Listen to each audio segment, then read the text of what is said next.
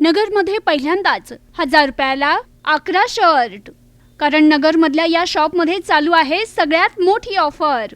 येथे भेटतात 1000 रुपयाला 11 शर्ट साईज MXL, 1000 ला 11 टी शर्ट साईज MXL, 1000 ला 7 प्रिंटेड शर्ट साईज MXL, 1000 ला 3 फॉर्मल शर्ट साईज MXL, 1000 ला 5 double XL triple XL shirt, 1150 ला 3 जीन्स, 1000 ला 5 फॉर्मल पॅन्ट, 1000 ला 4 अरमानी साईज 28 ते 36, 1100 ला 3 कॉटन पॅन्ट आणि 1400 ला 3 कार्गो पॅन्ट पण भेटणार आहे साईज 28 ते 36.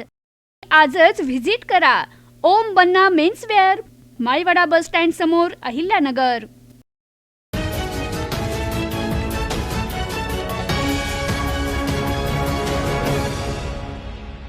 अहिल्यानगर जिल्हा प्राथमिक शिक्षक सहकारी बँकेची 107वी वार्षिक सर्वसाधारण सभा रविवारी उत्साहपूर्ण वातावरणामध्ये पार पडली.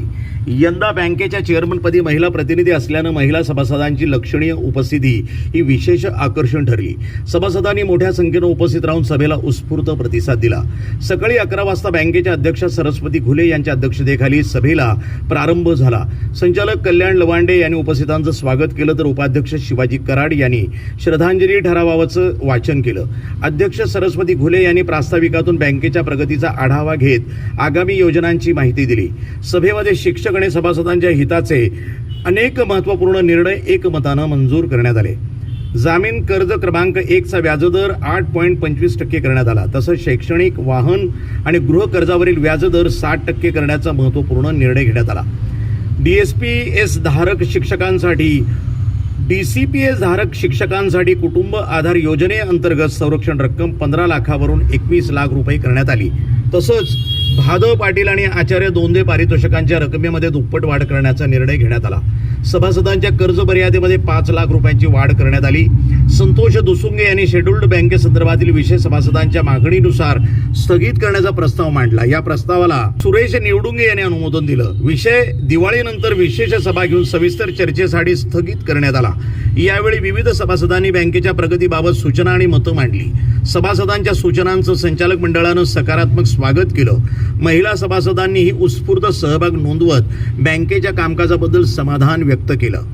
अहिल्यानगर जिल्हा प्राथमिक शिक्षक बँकेची 107वी वार्षिक सर्वसाधारण सभा संपन्न झाली.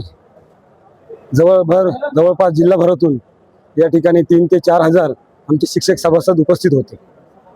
सभागृहाला सुरुवातीला काही दरवर्षीच्या नेहमीच गोंधळ घालणाऱ्या काही शिक्षकांनी महिला पुढे करून थोडंसं आमच्या एका महिला सभासदाला बोलण्यापासून अडवलं गेलं. तो प्रकार वगळता आता 4 वाजलेले आहेत, म्हणजे 11 ते 4 अशी 5 तास सभा अतिशय शांततेत पार पडलेली. आम्ही शेवटच्या सभासदाच्या प्रश्नाचं उत्तर दिल्याशिवाय सभागृह सोडणार नाही हे सुरुवातीला स्पष्ट केल्यानुसार सर्व प्रश्नांची उत्तरे आमच्या संचालक मंडळाने या ठिकाणी दिलेली आहेत. त्यानुसार आमच्या आजच्या सभेमध्ये काही अतिशय शिक्षकांच्या सभासदांच्या जिव्हाळ्याच्या प्रश्नावर चर्चा झाली गेली. त्यामध्ये प्रामुख्याने सर्वात महत्त्वाचा कर्जाचा व्याजदर, जो की सर्व शिक्षकांना हवाहवासा प्रश्न वाटतो. कर्जाचा व्याजदर कमी असावा, त्याचप्रमाणे शिक्षक कर्जाची मर्यादा जास्त असावा.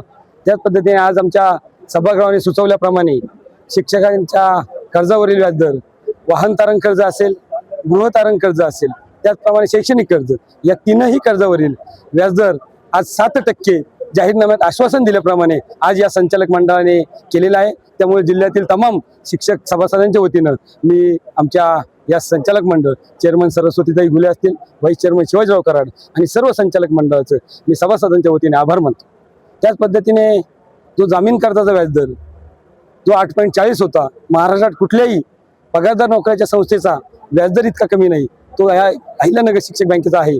त्यात पण कपात करून 0.15 कपात करून 8.25% जामीन कर्जाचा व्याजदर आज या संचालक मंडळाने केलेला आहे. त्याबद्दलही त्यांचं मी अभिनंदन करतो.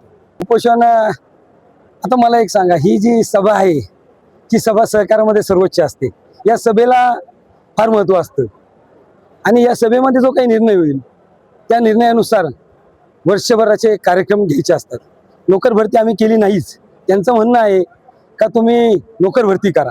आज 124चा स्टाफिंग पॅटर्न आहे. आज ज्यांनी उपोषण केलं त्यांचे वडील मंडळाचे अध्यक्ष असताना त्या काळात मोठी 36ची नोकर भरती झाली होती. त्यामुळे त्यांना ती नोकर भरतीची आवड आहे. त्यामुळे कदाचित त्यांनी उपोषण केलेलं असो. परंतु ही नोकर भरती झाल्यामुळे बँकेवर जवळजवळ 43 कर्मचारी भरले तर 2,05,00,000 बर्डन बँकेवर पडेल आणि उत्पन्न कमी होईल, म्हणजे खर्च तेवढा वाढेल. म्हणजे पर्यायाने सभासदाला जे आम्ही देतोय तो आम्हाला आज देता येणार नाही. एवढ्या कमी दराने कर्ज पुरवठा करता येणार नाही. कायम ठेवीला एवढ्या मोठ्या प्रमाणात व्याजदर आम्हाला देता येणार नाही. कारण त्या काळात त्यांनी केली होती. त्या काळात त्यांचे 1% डिव्हिडंड दिलेला आहे. हे सर्व जिल्ह्यातली सभासद जाणतात. त्यामुळे आज तुम्ही पाहिलं असेल, सर्व आमच्या पत्रकार मित्रांनी पाहिलं असेल, जवळजवळ 80% सभागृह, 80 ते 85% सभागृह हे आमच्या बाजूने होतं आणि 15% त्यांनी फक्त गोंधळ घालण्याच्या निमित्ताने आणले होते. परंतु त्यांनी हे पाहून लवकरच ते या ठिकाणी निघून गेले. त्यांनी मला विशेष वाटतं की त्यांच्या नेत्यांनी जेवणावर बहिष्कार घातला. नेता एकटा निघून गेला, पण बाकीची सगळी जनता त्यांची इथे जेवत होती. त्याचे पुरावे आमच्याकडे आहे. म्हणजे नेत्याचा त्यांच्या मंडळावर किती होल्ड आहे. फक्त दुसऱ्याला म्हणायचं हुकुमशाह आणि स्वतःचा होल्डच नाही आपल्या माणसांवर. कशासाठी ते नेतेपद करायचे असो.